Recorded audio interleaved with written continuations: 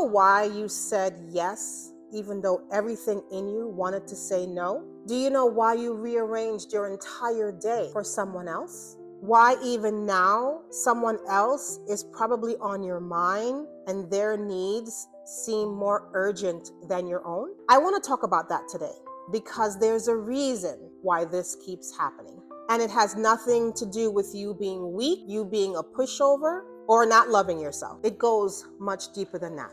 Stay with me. So here's what's actually happening in your body when you do this. When you were young, your nervous system learned what kept you safe. And for a lot of us, what kept us safe was keeping other people happy. Maybe the adults around you felt unpredictable. Maybe love felt conditional. Maybe conflict felt dangerous. So your brilliant survival-oriented brain learned, if I kept everyone else happy, then I'll be okay.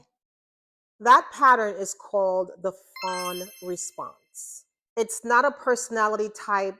It's not who you are. It's a survival strategy your nervous system learned to protect you. And it worked. Back then, it worked. The problem is you're not in that environment anymore, but your nervous system hasn't gotten that memo yet. So every time someone needs something, your body goes into automatic. Their needs first, yours later. Let me give you some signs, and I want you to notice what happens in your body when I say these. You feel resentful, but you can't explain why, because you chose this, right? You're exhausted in a way that sleep doesn't quite fix. You feel guilty when you rest, like you have to earn your own downtime.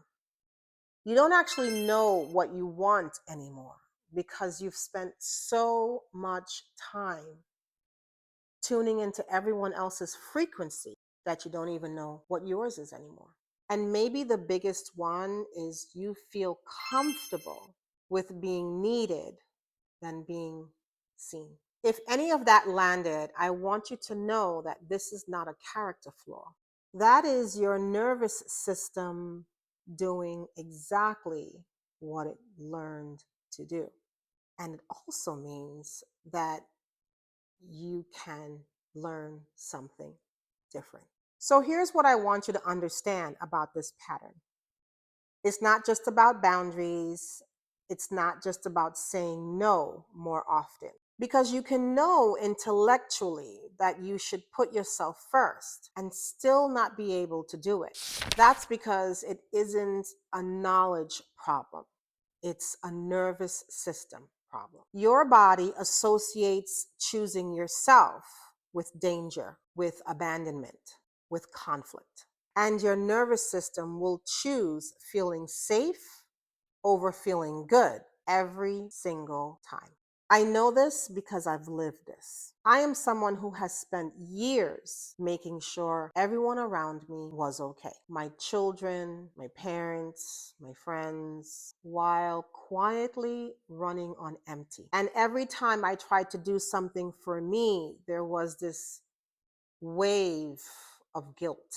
Who am I to want something more? Who am I to rest? Who am I to have a dream when the people around me, the people that I love, who need something? That guilt isn't a signal that you are selfish. It's a signal that your nervous system is doing its job, keeping you in the pattern that once kept you safe.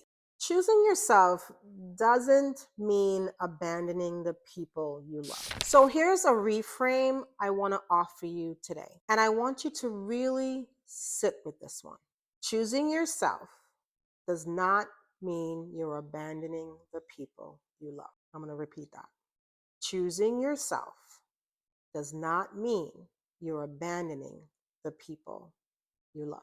It is ending the pattern of abandoning yourself. And these are two completely different things.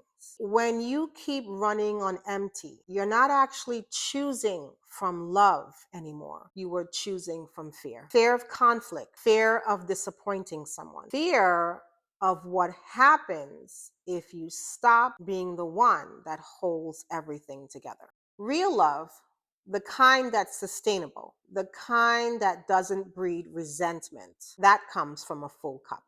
And you cannot fill your cup if it comes from a place that having needs makes you a burden. You are not a burden. You are a person, and people have needs. That is not selfish. That's being human. So what do you actually do with this? I want to give you one thing, just one, to practice this week. Not a big dramatic boundary, not a confrontation, just one small act to honor every single day. It could be 5 minutes of quiet before you pick up your phone in the morning. It could be saying, let me think about that, before automatically saying yes. It could be eating your lunch without doing something else at the same time. Small, repeated, consistent.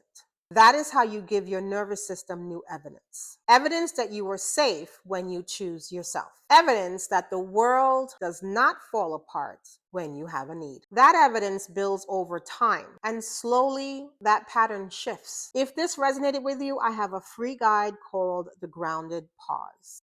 It's a step-by-step guide for emotional regulation anytime you feel overwhelmed, activated, or you just need to come back to yourself. Takes about 10 to 15 minutes and it's completely free. The link is in the description below. Okay, so before you go, I want you to do this one thing right now. Put your hand on your chest. Take one deep breath and say this either out loud or in your mind. The way I learned to survive made sense then. I am safe to learn something new now. That's it. That's where it starts. So if this video hit different for you, come hang with us. Hit subscribe because we talk about this kind of deep nervous system level healing every single week. And honestly, we're building something really good over here and I really want you in it. I'll see you in the next one. Take good care of yourself, and I mean for real this time, with love and light.